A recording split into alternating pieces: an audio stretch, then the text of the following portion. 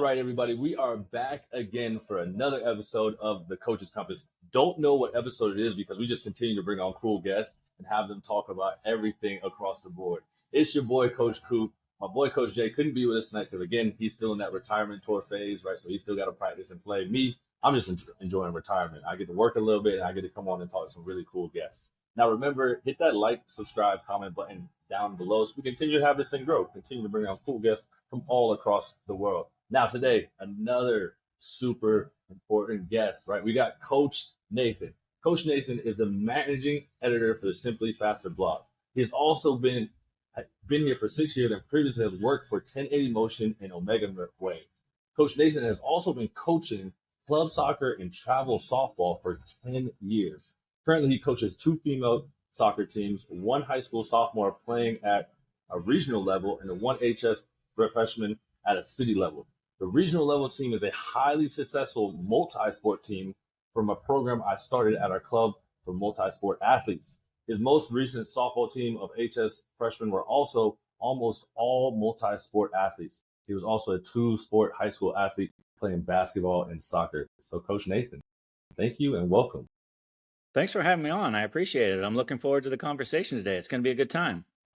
So what first got you interested into going into, the coaching side and then also being a part of Simply Faster and kind of expanding how coaches are learning and athletes are getting more involved, and what brought you into that?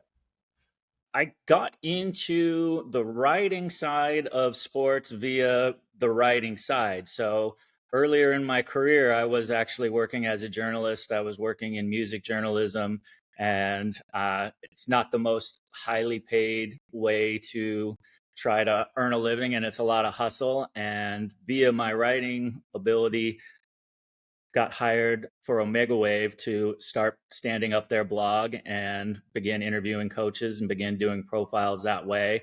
And that just kind of naturally progressed into the role that I had at Simply Faster. And because I had an athletic background and because I understood sports, it was easy to kind of marry my professional writing background with my sports background.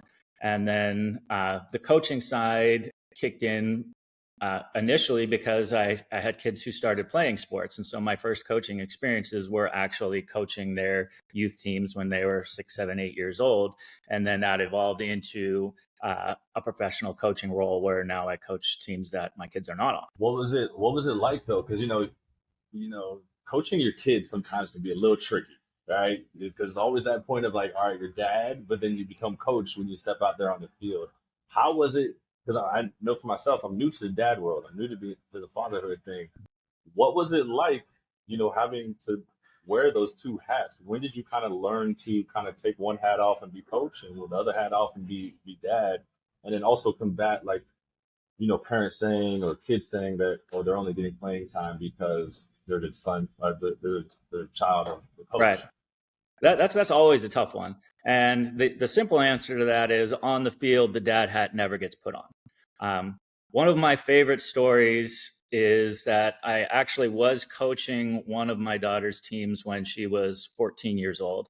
And after a game, she got into the front seat of the car with me, drove away, and one of the other parents whose daughter had only been on the team for 5 or 6 months was driving behind us and was absolutely aghast. Like, what on earth is going on? Why is this girl riding home with the head coach? And she'd been on the team for 6 months and had no idea that one of the players was my daughter, and her daughter didn't know it either. Not because it was a big secret, but just like I treat my kids on those teams as if they were any other player, and they called me coach, and that's the way that worked. And then functionally speaking, if that part about playing time and daddy ball and all those things, if you operate under the meritocracy of sport and you are clearly trying to put players in a position to succeed who've earned that right to succeed while also giving opportunities to everybody on the team because that's what they're there for, and you're trying to build everybody up together. If you're doing that, the playing time questions should answer themselves. And if you're not ever putting your children in a position that they don't earn, then those questions don't come up. And it's usually those things happen when all of a sudden somebody decides, oh, there's this situation, I want to have my son or daughter be the one to take the penalty kick, or I want to have my son or daughter pitch this game, or whatever it is. And maybe that's not the right choice. Those are the things that really get coaches into that kind of discussion with the parents on their team. Yeah, I mean, it's always a tough one to walk on because, I mean, yeah, because you can get home and then there's a little bit upset that, hey, dad, like, why didn't you play me that much? Or, hey, dad, why were you tough? Like, they sometimes feel that, why were you tougher on me than you were on the other kids? But also, how did you get your kids to also get into being multi-sport athletes? And then what is the importance of these athletes being multi-sport athletes? Because if you look at nowadays, right, you've got a lot of kids and a lot of parents that are saying they're specialized, right, in just one sport, right? Like you got the baseball players, the basketball players, the football, the soccer. And it's like from 7 or 8 years old, you got these kids saying they're already specialized in one thing. And you're like, how do you become a better athlete? So that's my question to you. Like, Right. how did you embrace being a multi-sport athlete, and how are you pushing it to your athletes that being a multi-sport athlete is very important? So I was a multi-sport athlete, and so that like part of my childhood was something that I wanted to replicate for kids in the community here in San Diego. And when I was in middle school, I was on the baseball team, the basketball team, the flag football team, the soccer team, and the wrestling team. And importantly, in middle school, if you had said, what sports are you going to play in high school? I would have said baseball. I love baseball. I'm all in on baseball, my favorite sport. You said, well, if you can't play baseball, what are you going to play? Well, then I'll play football. Those were the two. Then as I got to my freshman year of high school, well, my vision wasn't perfect. I couldn't hit a curveball. I really struggled at baseball. I wasn't going to grow into the size to be a particularly good football player. I was, tall and lean and had trouble keeping weight on. And the sports that I ended up going to were more natural for my interests and my body type. And I ended up being a varsity soccer player and basketball player. And if I'd had to choose at an earlier time in my life, I would have chosen poorly. I would have been in sports that I wasn't going to succeed in, and I would have washed out at an earlier age had I specialized. So that's like part of the mindset is you just don't know. Like if you put your kid into volleyball when they're 6 and say you're going to be a volleyball player, well, they may not grow to be that volleyball player. They may not grow to be that basketball player. So that's putting a lot of eggs in a basket that may not turn out right. And then another very important thing from my own background is that when one season resolved, I was usually super excited for the next one to start. And variety in training, you realize, like anybody who trains athletes knows that, if you can do the same thing for 6-8 weeks at a time, and then you've got to switch some things up, or else things get routine, intent gets low, effort gets less focused, and even more so when you're dealing with 7, 8, 9, 10-year-old kids. So the ability to go from one sport to another, where there's a new movement challenge, there's a new tactical challenge, there's maybe new players on the team, there's all these new fresh things, is super, super valuable. And then just from the movement literacy part, if you take an 8-year-old child and put them on a soccer field and say, hey, you're just going to be a soccer player, at 8 years old, almost everything in soccer is moving forward and on the ground. So they're doing everything in this specific movement pattern. There's nothing overhead. There's nothing over their shoulders. They're not backpedaling. And you can look at, a Premier League game and say, oh, well, they're moving in 360 degrees. That's part of the sport. Well, it's not part of the sport when they're 8. So if you want somebody to have that kind of movement literacy, you need to hit them fly balls. You need to challenge them to get off the ground to get a rebound. You need to have them pick up a stick and see something small and see if they can do with a small ball what they might need to do with a larger ball, and all of the different implements, and then different game types of strategies where, something like baseball and softball is all about making the right decisions. When do I sacrifice a run to try to get an out? When do I get the out? And, those kinds of decisions, and those come up in minute times in the run of play in a normal sport, where if your a shortstop and you understand, hey, I'm going for the double play and I'm going to let the run go in, it's not that dissimilar from being a center midfielder in a soccer game and realize, hey, I'm going to close down this ball because I'm not going to get beat behind me on this in this situation. And so it's just all of those snap decisions that you have to make tactically, and they build up that mindset that just makes them a more durable and more resilient athlete in total. I mean, it makes sense to you and I because both multi-sport athletes. I did, basketball, baseball, track, football, right, all through middle school. And when I got to high school, did basketball, football, track, and then college I did football and track, and I became a professional athlete. How hard is it though to get parents to understand that, right? That you should put your athletes in multiple sports and not so much worry about the Division I scholarship at 7, 8 years old. Like, we don't even know if this kid is going to grow to have that potential to get there. But like, you'll help even if they get to high school level, you'll help their recruiting process if they are multi-sport athletes. Right. So there's two things that you have to battle as a coach in terms of multiple sports. And one is the D1 or bust mindset of parents who don't really understand the process and maybe have not looked at their husband or wife directly and said, wait, I'm 5'9", you're 5'10". We're probably not going to have a D1 basketball daughter, even though right now she's running, circles around people on the basketball court. It's probably not going to happen. Two is that the schedules of youth sports are entirely incompatible with the multi-sport mindset, because youth sports organizations don't have the luxury of just going dark for 6-9 months of the year while you go do something else, because it's people's livelihoods. Like a club of any sport, whether you're talking about a volleyball club or a soccer club or a travel baseball team or whatever it is, if it's somebody's living to make the team function and make the sport function, they have to try to make that living 12 months out of the year at least, or something close to it. And so sports schedules are year round, which then, well, how do you play multiple sports when my soccer team never stops playing, my volleyball team never stops playing, my lacrosse team never stops playing? And so that was the thing that with my kids that I did was I want them to be multiple sport athletes, and there's not a system here in our community that permits that. So I created it. All right, here's what I'm going to do is I'm going to take all of these kids who look like they want to play multiple sports, and I'm going to give you this highly competitive soccer team. Come play on this team, and during your spring volleyball, softball, or lacrosse season, we're not going to play any games that matter.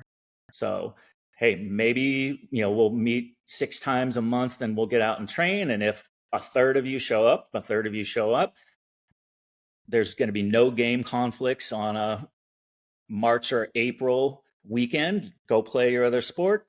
Then when it's time to play soccer again, come back and be all in on soccer, and giving that seasonality, which is really the key to multiple sports. Because if you're trying to play 2 high-level competitive club sports simultaneously, it's just a recipe for exhaustion and a recipe for frustrated, like, hey, you end up basically trying to split the baby in 2, and you do 2 things at a lower level than you could do any one thing. So really managing the schedule with the multiple sports teams was the magic behind it.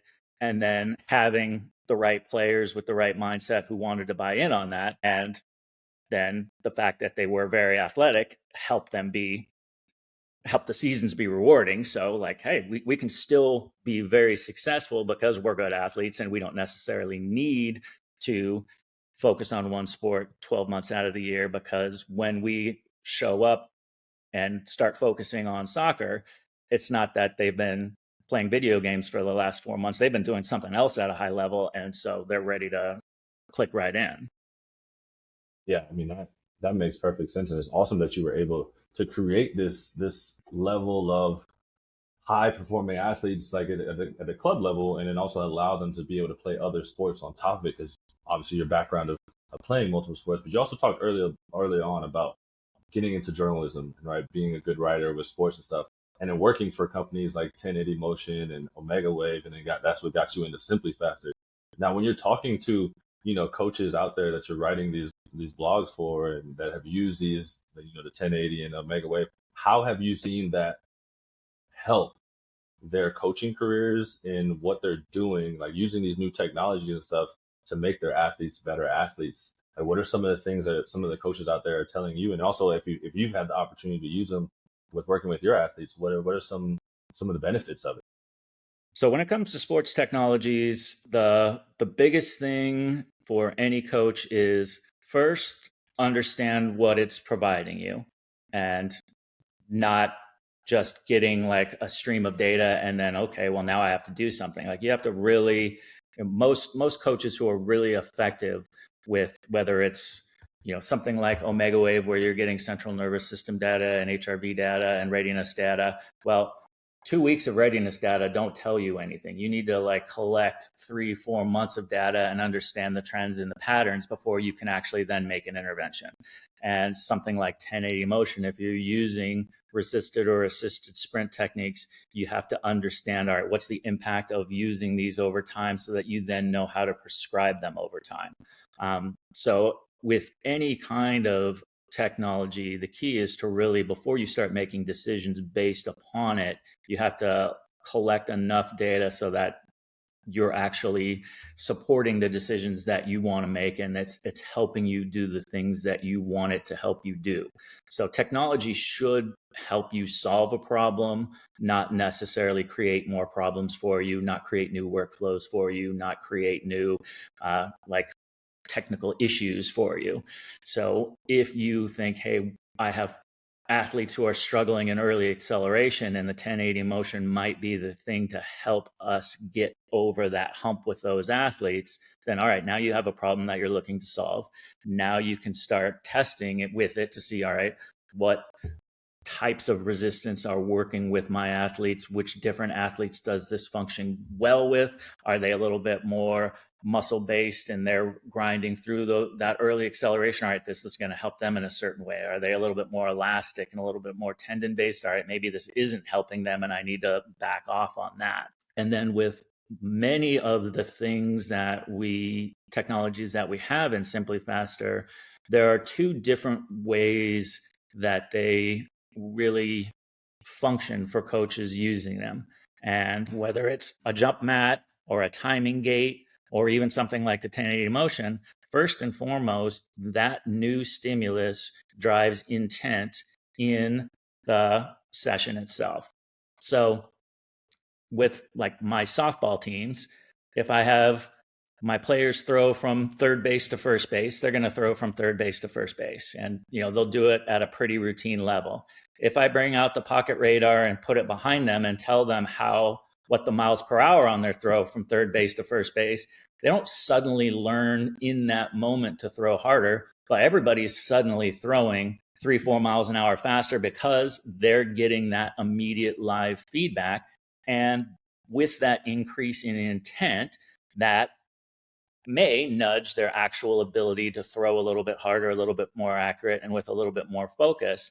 And so just like that immediate, not me saying, I think you can throw harder, me saying 48 miles an hour, and all of a sudden, wait, I want to be in the 50s like my teammates, then that intent changes. And it's the same thing when I break out the free lap cones. We could say, all right, we're going to run sprints and we're going to race. And they run a lot of sprints and they run a lot of races. And oh, well, hey, now we're timing your miles an hour and we're calling out your miles an hour.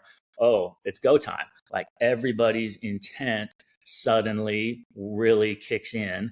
And that is the same thing that people see with jump mats and they see with force plates and whatever. Where there's live feedback, there is intent.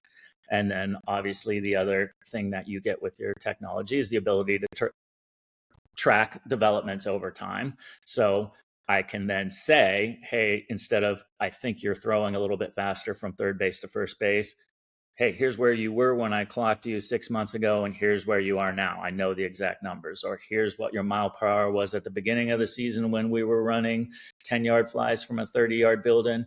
Here's what your mile per hour is now. We're improving. Or maybe it's going down, and then you can say, you know what? we're losing speed. Is it because you're doing too much and you're fatigued, or is it because you're doing not enough and you're losing that speed training? So you have that ability, and then within every single coach's practice, there's how much ability they have to actually work off of the data. And for some coaches who have their athletes in a contained situation, they've got them every day over time, then they can make a whole lot of decisions based upon their data, and they can make a lot of training decisions based upon what the technology is providing them. And for coaches who, like myself, I have my players 90 minutes twice a week.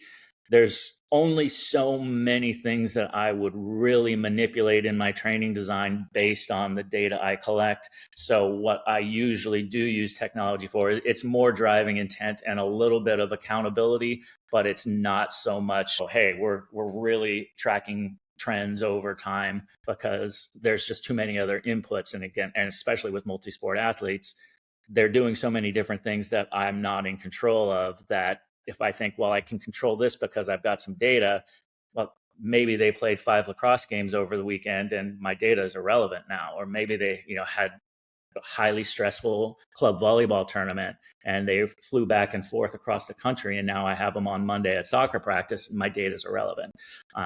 So it's all individual to the coach's practice and how they apply it. Yeah, because I mean that's a very controversial topic if you talk about the old school coaches compared to like the newer age coaches, like working with technology. And that's a question I would have for you is, how much have you seen technology actually hinder or hurt the way coaches coach? Because so many people, if you talk to the old school coaches, they're like, well, all I need is a stopwatch and the coach's eye. Now these newer coaches are like, well, we video everything, you record times and all this stuff, and then sometimes it comes into like hindering the time of how much you spend actually training instead of watching the video and trying to look at data. So how has is technology actually helping the training field, or is it kind of slowing it down? Like, are we doing is technology really the right way to go, or is it still we got to depend on the coach's eye? You still have to depend on the coach's eye. So technology can't help you do anything that you can't already do. Again, it should be like you're recognizing some things that you would like to do better, and hopefully it helps you do those things better. But if you can't already do it at a baseline level, there's no technology that's going to suddenly like hack your way to being better at the thing that you're not already good at.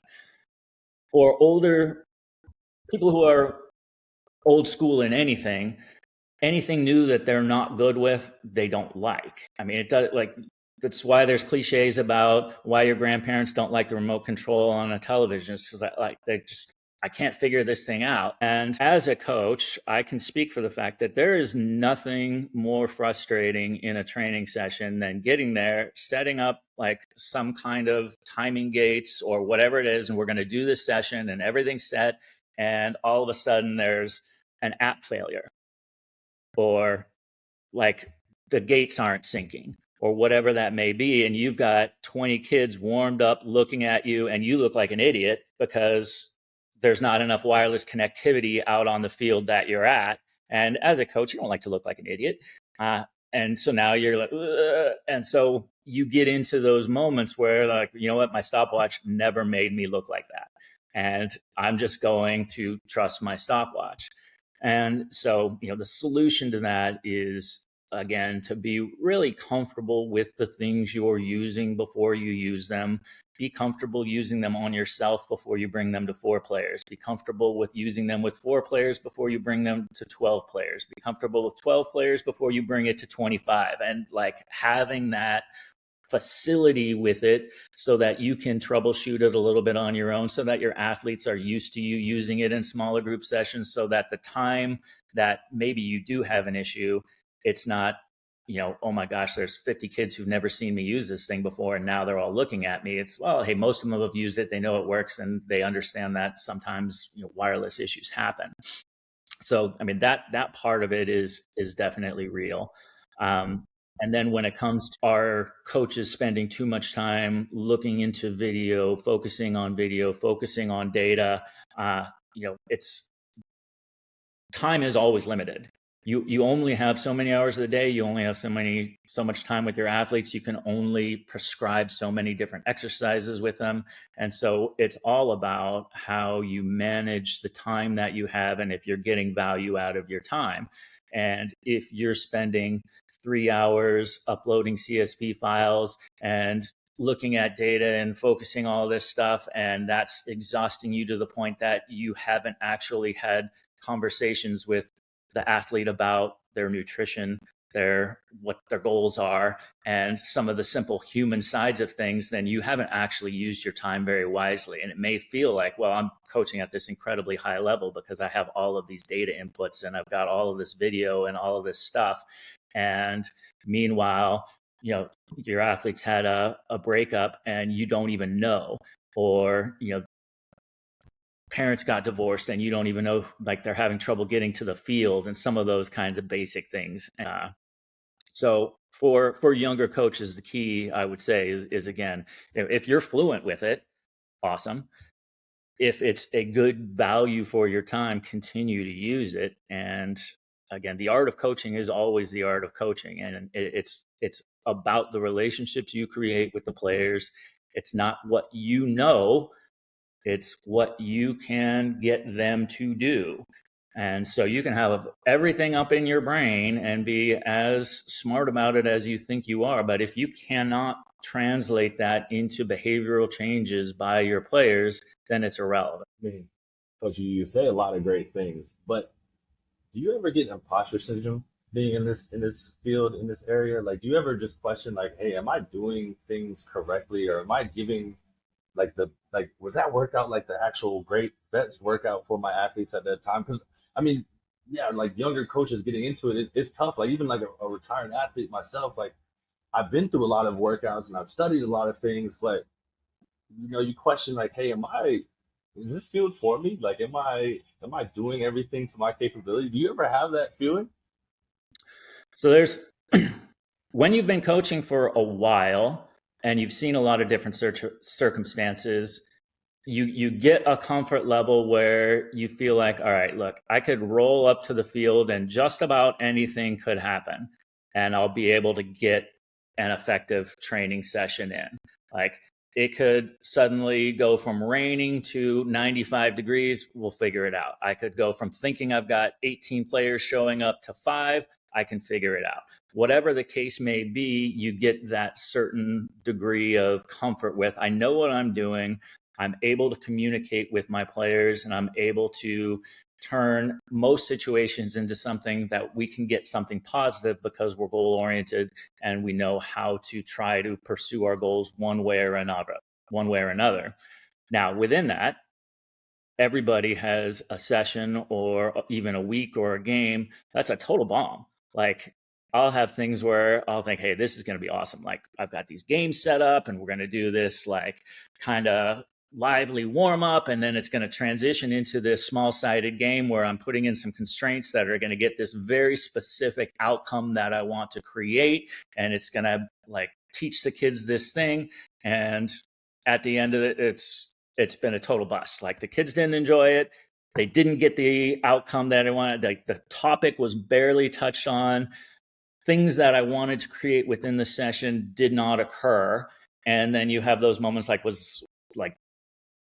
did I blow that because there's somebody else who, if they stepped in, would have had a level of expertise that would have done that better? And in those moments, I think the bottom line is you realize that just about everybody, like regardless of their level of coaching experience, is going to have those dud days, and they're going to have those sessions that are a bust, and they're going to have those games where they made the wrong decisions and their wrong decisions led to negative outcomes. And if you're not questioning yourself, you're doing things at a level that's so unambitious that you're not challenging yourself.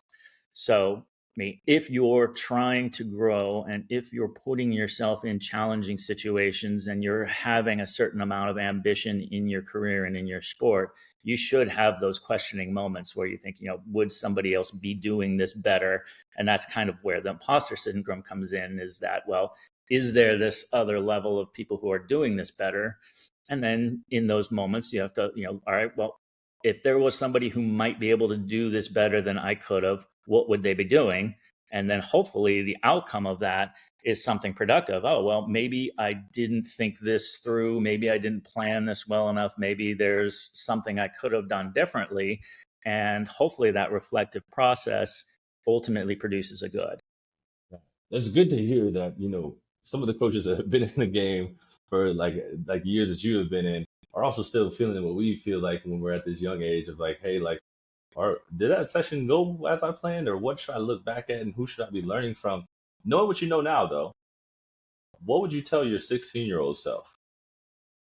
Oh man, my 16-year-old self was not a smart 16-year-old. I mean, I was your typical like 16-year-old who wanted to go and hang out and have fun, and I was not that driven. So it would the amount of things that I would need to teach my 16-year-old self is massive, and it was probably a 20-year process between 16 and 35 of like making mistakes, learning from mistakes, making mistakes, learning from mistakes, making mistakes, learning from mistakes, until I kind of had a pretty good understanding of, all right, these are the foundations of who I'm going to be.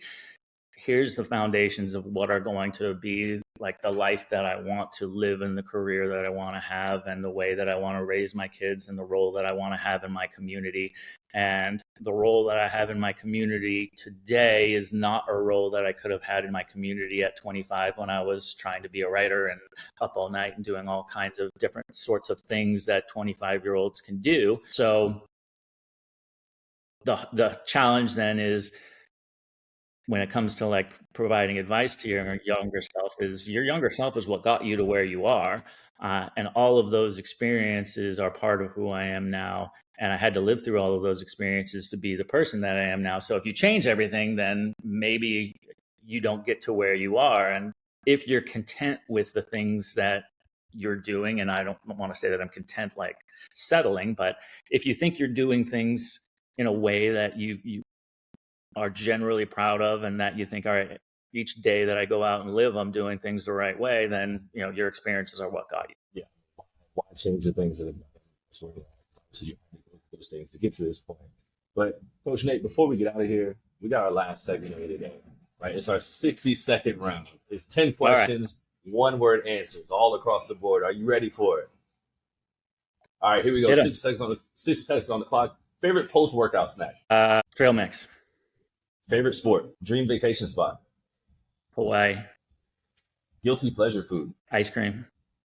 Best concert you've ever been to? Public Enemy. Favorite movie genre? Action. Best gym you've ever been to? The gym at UC Santa Barbara. Dream car? An old convertible. What is your number one flaw as a coach? Having a day job complex. Would you rather be in an octagon with a gorilla, tiger, or a bear? Gorilla. And that is it. Thank you, Coach Nate. Thank you so much for your time today. And thank you for coming on and talking so much, just real talk about what is going on in the coaching scene and how multi-sport athletes work and everything across the board. So thank you for your time, and we appreciate you being on today. Absolutely. Hopefully people get something of value out of the conversation. For sure. And we're out of here.